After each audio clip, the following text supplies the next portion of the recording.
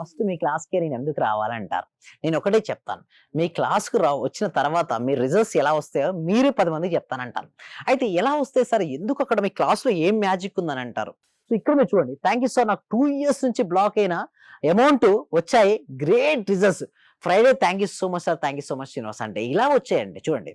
Friday రోజున ఏం చేపిస్తారంటే money meditation చేపిస్తుంటారు. Sir ఏంటి సార్ మెడిటేషన్‌కు, మనీ మెడిటేషన్‌కు తేడా ఏంటంటారు?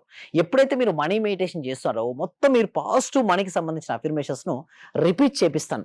ఎప్పుడైతే రిపీట్ అవుతుంటాయో మనసులో గనక మనీ ఉంటే మనీని ఆకర్షిస్తారు మేడం. నా క్లాస్‌లో మొత్తం మీకు ఏ ఇష్యూ ఉన్నా మీరు ఇందాక అడిగారు కదా!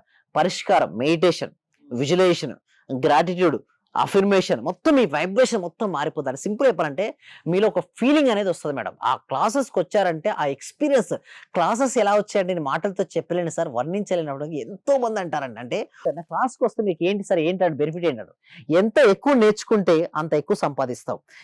ద మోర్ యూ లెర్న్ చూడండి ఒక వ్యక్తి ఫస్ట్ పర్సన్ చూడండి బాగా నేర్చుకున్నాడు. తను ఉన్నతమైన పొజిషన్‌కి వెళ్ళిపోయాడు. సో దాని కింద చూడండి ఉన్నతమైన పెరుగుతున్న కొద్దీ ఏమని అనుకుంటున్నాడు మనీని ఎక్కువ ఆకర్షించుకుంటున్నాడు. రెండో పర్సన్ చూడండి ఏమీ నేర్చుకోలేదు. ఎక్కడున్నాడు? ఫస్ట్ దగ్గర అయిపోయాడు. సో నేనేమంటానంటే క్లాస్‌కి రండి. మీరు ఎక్కువ దేనికోసం ఇన్వెస్ట్‌మెంట్ చేస్తారు? చాలా మంది ఏమంటారంటే డిఫరెంట్ ఇన్వెస్ట్‌మెంట్ చేస్తుంటారు.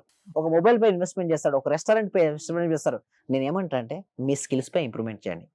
మీ స్కిల్స్ పై ఇన్వెస్ట్‌మెంట్ చేయండి. నేర్చుకోండి. క్లాస్‌లోకి రండి. మనీ ఇన్వెస్ట్‌మెంట్ చేయండి. మనీని నేర్చుకోండి.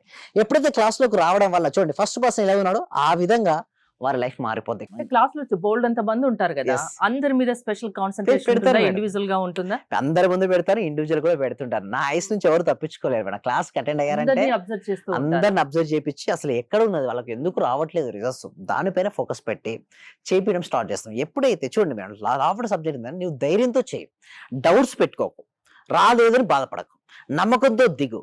డెఫినిట్‌గా రిజల్ట్స్ వస్తాయి. ఎంతో మందికి రిజల్ట్స్ వచ్చాయండి. నువ్వు అనుకున్నది సాధించుకోవాలంటే ఫస్ట్ నువ్వు ఫెయిల్యూర్‌ని ఒక ఫెయిల్యూర్‌గా చూడడం మర్చిపో.